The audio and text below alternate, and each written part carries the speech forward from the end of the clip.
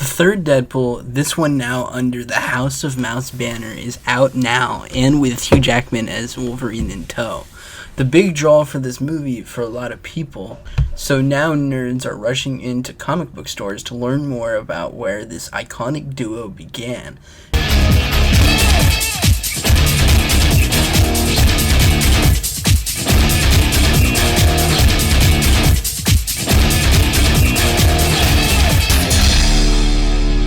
Funny thing about comics is how eerily similar Wolverine's introduction is to Deadpool's introduction to him. It's all retroactive at this point, but I think there's a lot of fascinating narrative parallels when you take a look at both of their histories. Logan and Wade both come from the Weapon X program. The history of the Weapon X program has become horribly and irreducibly complex and convoluted at this point in Marvel history. So I'm just going to give you a simple rundown of what's essential to our story here. The Weapon X program initially is a government initiative whose origin was found in the reaction to Captain America, the First Avenger in World War II. As time went on and the program continued, it soon devolved into a government-sanctioned exploitation of mutants and mutates, in Wade's case, for patriotic means. This is nothing new. Deadpool's inclusion is unique amongst the rest of the Weapon X program's participants in the fact that he wasn't a mutate by birth. So from the get-go, Wade Wilson was kind of an anomaly. Wade has always kind of been the odd duck of the Marvel Universe, making fourth wall breaking jokes, being the funny guy to Wolverine's gruff, mean persona, not to mention being the first to lead a rated R Marvel movie. No, go away you two. For many teenagers, Wade is a loudmouth, cool, dual pistol brandishing mercenary to love and rave about, but he didn't always have that persona, even though those elements were there from the very beginning. The problem is the elements that make Deadpool Deadpool are someone else's, or are they? Breaking the fourth wall is a pretty new phenomenon within arts and media, and it's especially keyed into the formats of film and comic books. Shakespeare in the Park? Doth mother know you weareth her drapes? Breaking the fourth wall begins in a place that might surprise you. The concept of the fourth wall comes from theater, where the boundary between the players and the audience can be thought of as an invisible wall. Traditionally, the audience can see through this wall, but those on stage cannot. Breaking the fourth wall, more often than not, is about interacting with your audience, and much of the time, for a particular brand of comedy, pointing at the fun of the idea that we are fiction, but we know it. This kind of fourth wall breaking has been popularized through movies like Ferris Bueller's Day Off and shows like Fleabag, toting self-awareness as its superpower.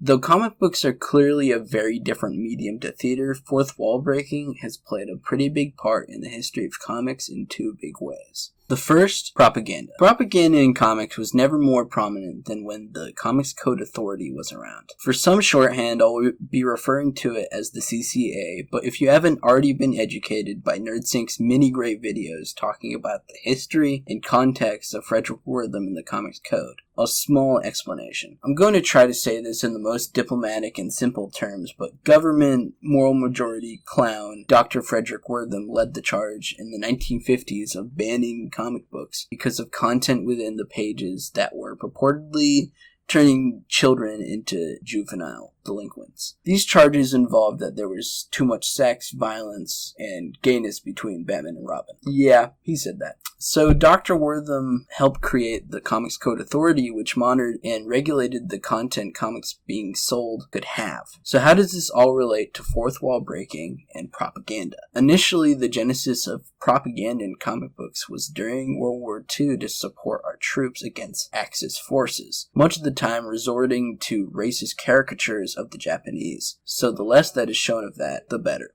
In 1942, the U.S. government created a private organization called the Writers' War Board, funded through the Federal Office of War and technically acted as a government organization despite its private status. Many of the writers and artists working at the time were more than eager to support the fight going on overseas, especially since many of them were directly involved, like Jack Kirby and Joe Simon. But the board shaped what that looked like in a very specific direction, and a horrifying one. While the WWB supporting positive racial diversity at home, abroad was a very different story. Quote, the board encouraged very specific hatreds based on race and ethnicity to build support for the increasingly brutal U.S. policy of total war.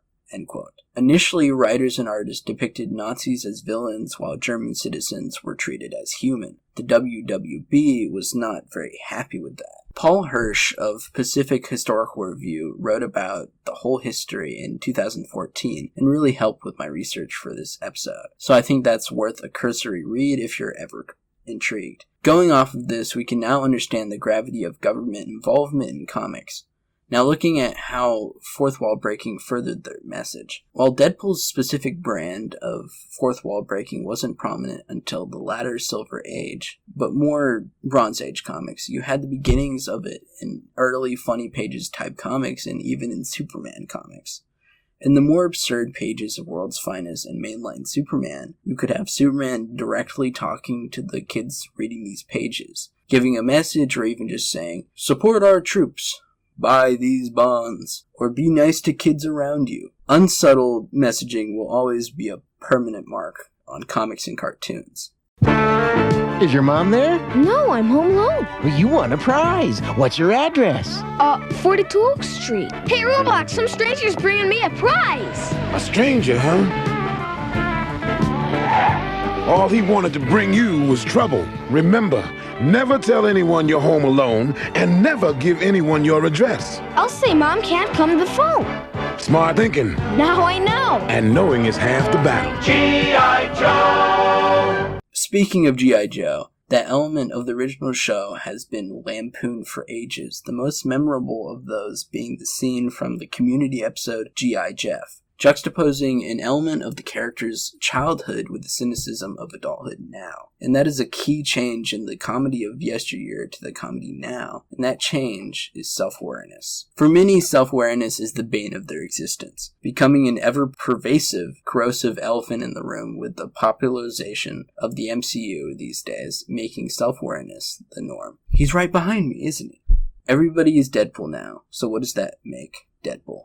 Many have made the claim that the self-awareness of Deadpool was not done by him first in comics, so therefore he's unoriginal. That couldn't be more untrue. While it is true that characters like She-Hulk and Howard the Duck were popular examples of Marvel characters breaking the fourth wall before the Merc with a Mouth entered the scene, there's something that makes Wade very special, and the only way to find that out is talking to the guy who can't draw feet. In 2001, CBR interviewed a younger Rob Liefeld at the height of his popularity and his independent work. Quote, "What was the first paying gig you got from drawing comic books?" "I did a story for them featuring their character Megaton Man. I think that was the first time I got paid. I just remember I was glad to be drawing the comic, having a technically professional assignment in the comics industry." End quote. Meet Rob Liefeld, the co-creator of Deadpool. This fella has become kind of infamous these days with the way he talks online and the lampooning of how he draws his muscle-bound heroes. Is it deserved? That's not for me to judge, but I am interested in the finer details of how he and Fabian Nicieza created the Merc with a Mouth. If you're more interested in Rob's career and in-depth work, go watch Panels to Pixels' brilliant video about Rob and how he is the Kurt Cobain of comics. After working on Hawk and Dove at DC for some time, receiving incredibly positive reactions via the letters page, Rob was called repeatedly by Marvel editors, being offered all the heavy hitters. Spider-Man, Doctor Strange, X-Men, but Rob decided to be diplomatic about it despite his excitement. He discussed it with Marvel on the side, focusing on finishing the Hawk and Dove miniseries first so he could stay in the industry long term. Quote, "I spent a year doing fill-in stuff at Marvel. They offered me X Factor at some point. They told me Walt was going to stop drawing and maybe just write it. I really got freaked out at that point. I thought it was a really bad career move at that point to draw the original X-Men because they had been portrayed so well by such a strong stable of talent, ranging from Jack Kirby to present-day Walt Simonson and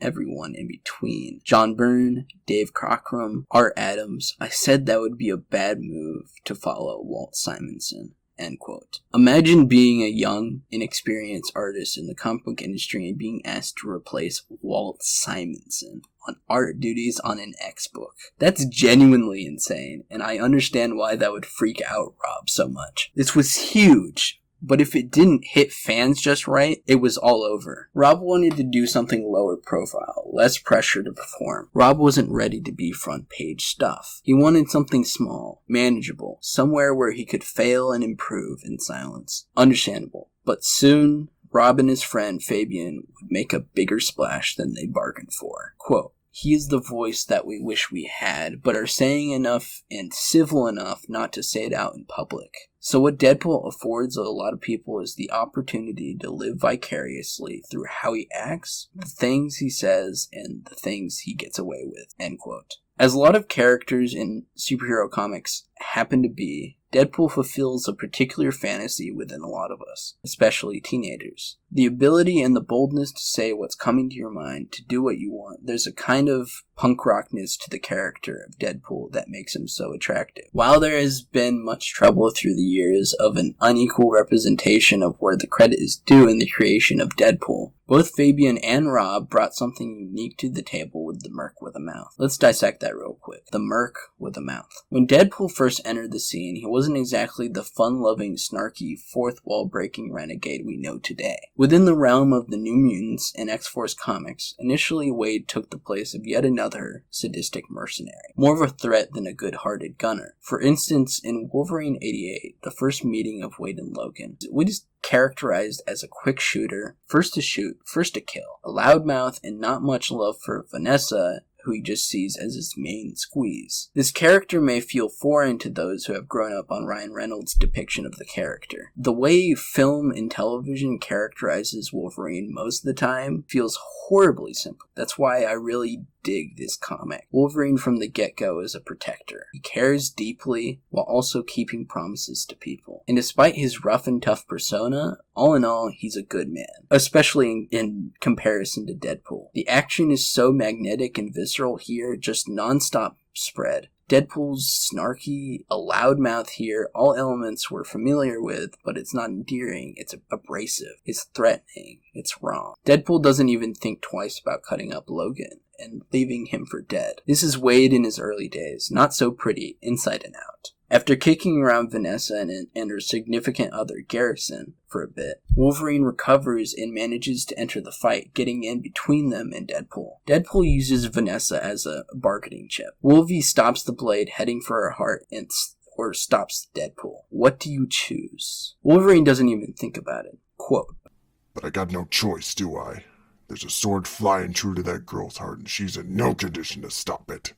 End quote. Wolverine jumps into action and saves her, all three of them now prepared to give Wade a beating. He throws a grenade and escapes. Why am I telling you this story? Deadpool is just another hired gun. No thoughts about dispensing anyone's life behind his snarky, cold demeanor. Why? Wolverine was like that once. Once upon a time. Once upon a green monster. In his first appearance in the pages of The Incredible Hulk, written by Len Wein and drawn by Herb Trimpe, Wolverine was nothing but a government stooge for the Canadian government, sent to take down Bruce Banner and capture him in a life capsule for what it is to be assumed to be testing, torture, and imprisonment. Wolvie had no thoughts about capturing Bruce and sending him along for whatever the government wants for him. No thoughts about the man beneath the emerald skin. Wade and Logan are the same, were the same, just at different points. I think that perfect indifference, the fact that Wolvie has grown and changed and cared at the point that he meets Wade, makes all the difference. "Yeah, I used to be just like you two,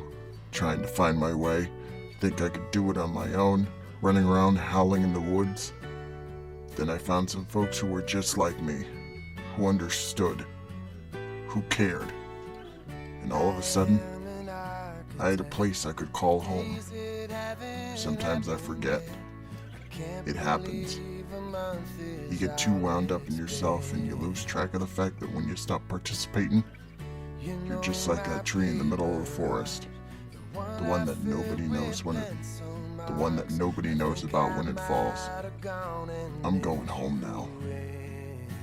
I hope you two can work it out and have a good life." words. Now, of course, Wolvie isn't talking to Wade here, but soon he will be. Soon the Merc with a Mouth will be taken on by another rider, then another rider, then another, and the Merc with a Mouth will discover a fatal revelation, that it's better to go out with a heart than it is a gun. When you call my name